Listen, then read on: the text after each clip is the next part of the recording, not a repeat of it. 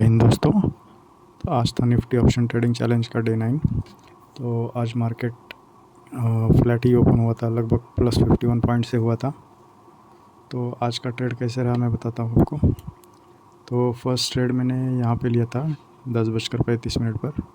तो जैसे मैंने देखा था कि ये पहले 1 घंटा हम वेट करते, 1 से 1.5 घंटा। तो यहाँ पे मैंने सोचा था कि एक यहाँ पे एम पैटर्न बन सकता है यहाँ पे, इसलिए मैंने पुट का ट्रेड लिया था।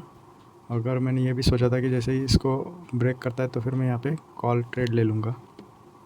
और ये पुट का ट्रेड लेने का कारण था, यहाँ पे फीबो लगा के देख सकते हैं आप, ये 0.23 का लेवल था यहाँ पे, इसलिए मैंने एक्सपेक्ट किया था, ये लाइन लगा के रखी थी। अगर यहाँ से कहीं डाउन का ट्रेड मिलता है तो हम यहाँ पे डाउन का ट्रेड ले सकते हैं। पर वहाँ पे एक एसएल हिट हो गया।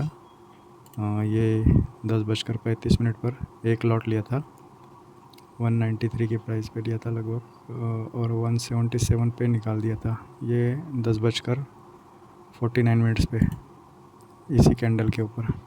तो फिर मैंने यहाँ पे जैसे ये कैंडल क्लोज हो गई तो सेकंड ट्रेड लिया था। ये स्विंग ट्रेड लिया था, मतलब स्विंग मतलब मैंने एक पिछले वीडियो में भी बताया था, जिसे कल एक्सपायरी हो गई है तो आज नया वीक स्टार्ट हुआ है। तो ये स्विंग स्ट्रेटजी अच्छे से काम करती है, मतलब ये जैसे 4-5 कैंडल ग्रीन, 4-5 कैंडल रेड, और जब ये टूटता है 5 मिनट के टाइम फ्रेम पे, तो यहाँ पे हम एक कॉल का ट्रेड ले सकते हैं और 15-20 पॉइंट का एसएल डाल के कम से कम 60 पॉइंट का हम टारगेट रख सकते हैं। तो ये 60 पॉइंट तो यहाँ पे भी मिले थे, पर प्रीमियम बढ़ नहीं रहा था, लगभग 100 पॉइंट भी दे दिए थे। पर मैंने यहाँ पे 23,800 का लिया था 10:50 पर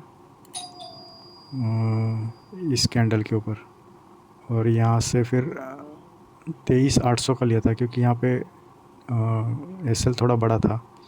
तो 23,800 पे लेने के बाद भी 60 पॉइंट यहाँ पे नहीं मिल पा रहे थे, 45 पे, मतलब मैं निकला नहीं उस टाइम पे। तो फिर मैंने 2:31 पर फाइनली 230 में निकाल दिया इसको, इस कैंडल के ऊपर।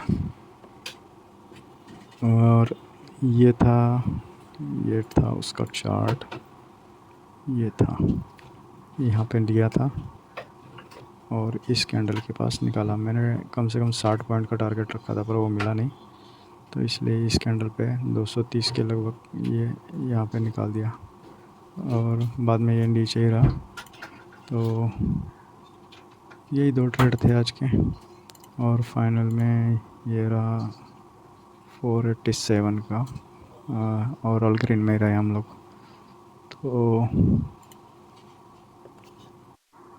तो इस तरह से आज का दिन भी हमारा ग्रीन में ही रहा, मतलब ब्रेक इवन पे ही बोल सकते हो। 487 में तो 2 ट्रेड का ब्रोकरेज वगैरह काट के भी 300 रुपये लगभग कुछ रहेंगे, 300 350। ठीक है, फिर भी तो देखते हैं अभी अपना कल तो छुट्टी है, तो परसों फ्राइडे को ही होगा अपना डे 10 में, उस हिसाब से देखते हैं अभी क्या होगा आगे।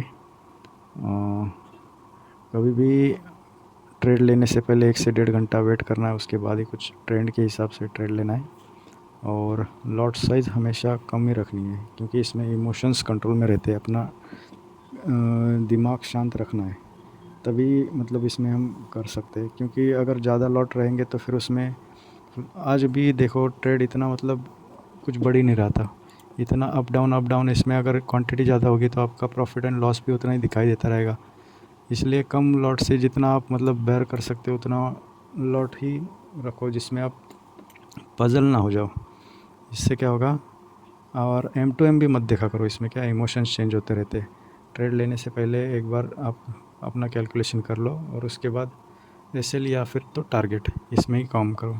अगर बार बार एंट्री एग्जिट करोगे तो फिर दिमाग ख़राब हो जाएगा, और उसमें क्या है, कुछ पता भी नहीं लगेगा आपने क्या किया है क्या नहीं किया है।